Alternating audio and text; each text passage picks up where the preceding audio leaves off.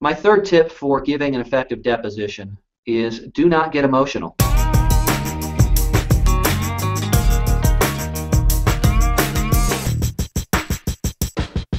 When you are giving a deposition, oftentimes the subject matter is sensitive. It will deal with sometimes a very serious injury, some of the harm that may have come to you because of that injury, how the event unfolded that caused your injury. That's difficult for people to talk about sometimes, even under ideal circumstances. But a deposition is anything but an ideal circumstance because in the case of a deposition, you usually don't have a sympathetic listener. You don't have someone who's trying to empathize with you.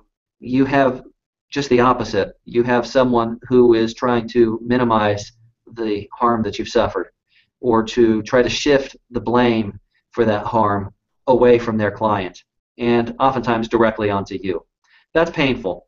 That hurts people sometimes. They get emotional, and they tend to get even more emotional because all of the attention is on them.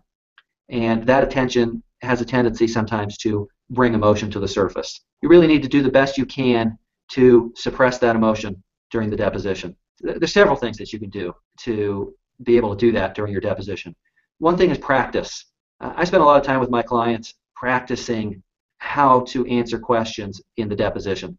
If you've heard questions over and over again, then it makes it easier for you to respond in a cool and unemotional manner.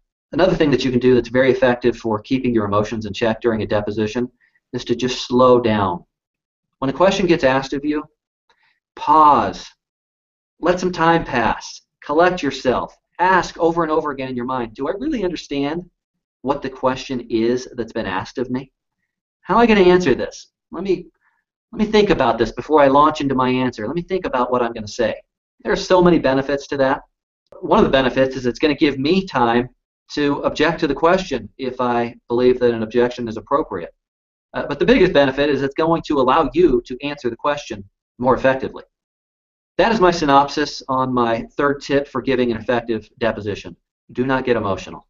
Please view my other videos on my top 7 tips for giving an effective deposition. Click through on any of these options that you see on your screen right now, and you'll find me going into greater detail and analysis. The client will begin our meeting by telling me, hey, don't worry, there's really no preparation required from me because I'm just going to tell the truth.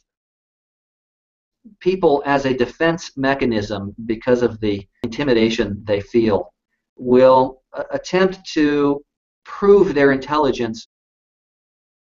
A deposition is anything but an ideal circumstance.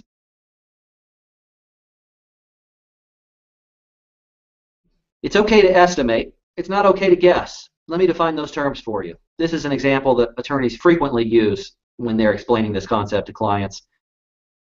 We know what their question is, and frequently we don't even wait for them to finish their question. We just jump right in with our answer because we already know. Do not volunteer information that you don't have to volunteer. Make the attorney ask the question. And I can't tell you how many times I have seen a witness who starts out strong in the deposition wear down.